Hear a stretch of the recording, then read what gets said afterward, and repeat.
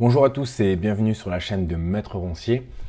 Dans cette vidéo, je voulais faire un petit focus sur la préparation des éclisses de ronces.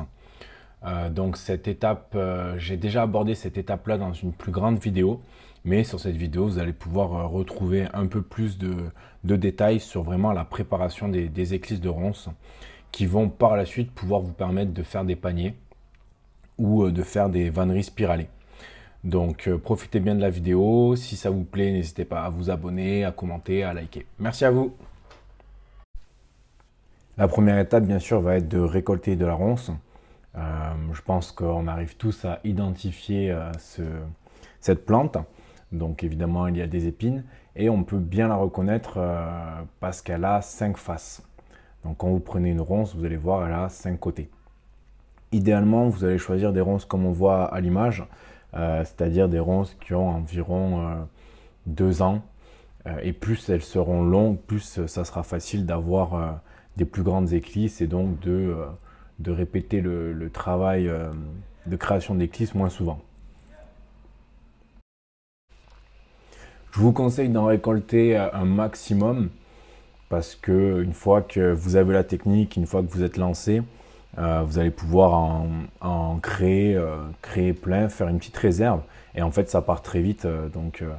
Je dirais que pour un panier, il faut une vingtaine de ronces de au moins 2 mètres. Donc voilà, ça fait beaucoup de travail. Mais si vous avez de l'avance, c'est toujours agréable de pouvoir tresser un panier avec des éclisses de ronces d'avance. Une fois que vous avez récolté suffisamment de ronces, vous allez devoir enlever les épines. Donc pour ça, il vous faut vous munir d'un couteau et éventuellement d'un gant pour pouvoir tenir la ronce. Et en fait, tout simplement, vous allez faire des va-et-vient sur la ronce pour enlever les épines. Le but étant de ne pas attaquer la fibre de la ronce parce que c'est ça qui va constituer notre éclisse. Donc juste on pose le couteau, on applique une petite pression et voilà, on enlève les épines en tournant et on fait ça sur toute la ronce et sur tous les brins. Une fois que vous avez enlevé toutes les épines de la ronce, il va falloir la fendre. Donc en fonction de la grosseur et du diamètre de la ronce, on va pouvoir la fendre en plus ou moins de parties. En général, moi je la fends en 4, mais on peut même la fendre en 5. Donc pour ça, il vous faut avec un couteau entailler la ronce en deux. Et ensuite, c'est pas le couteau, on va pas couper la ronce, on va juste la pousser et on va venir écarter les deux parties avec un mouvement du poignet.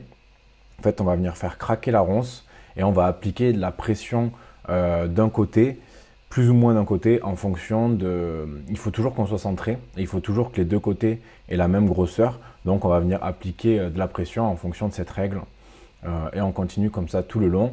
Et si la ronce est assez vieille et assez sèche, donc ça va tout seul en fait. On entend vraiment la ronce craquer, on n'a pas besoin de couper. Et sur les nœuds, donc sur les ramifications, là il faut faire un peu plus attention et peut-être qu'il faut couper, il faut y aller un peu plus doucement, mais sinon ça se fait très bien. Donc on continue comme ça pour tous les brins, on les fend d'abord en deux, ensuite on va reprendre ces brins fendus et on va les refendre une fois de plus en deux. Donc comme je disais, une fois que vous avez fendu en deux, vous pouvez reprendre un brin fendu et refaire l'opération. Donc c'est exactement la même chose. À l'exception près que ce brin-là est un peu plus fragile, donc il faut y aller un peu plus doucement, mais voilà, vous essayez de ressentir que la ronce craque, et si parfois il faut couper un peu, c'est pas grave, l'important est d'essayer de faire deux parties plus ou moins égales, avec la même épaisseur, ça sera toujours plus pratique après à l'utilisation, mais sachez que vous pourrez aussi rectifier le tir après et les égaliser avant l'utilisation, donc c'est pas non plus une science exacte. Donc après avoir fendu la ronce en plusieurs parties, vous avez des bouts de ronce avec la chair encore présente. Donc c'est la partie à l'intérieur de la ronce, c'est le cœur, et en général elle est blanche. Et donc ça, il va falloir venir l'enlever, il va falloir venir le racler pour avoir seulement la fibre et l'écorce. Et c'est là que vous allez avoir un matériau flexible. Si vous essayez de tordre le brin avec de la chair, vous allez voir que ça casse. Et une fois que vous allez le retirer, vous allez voir, c'est très flexible.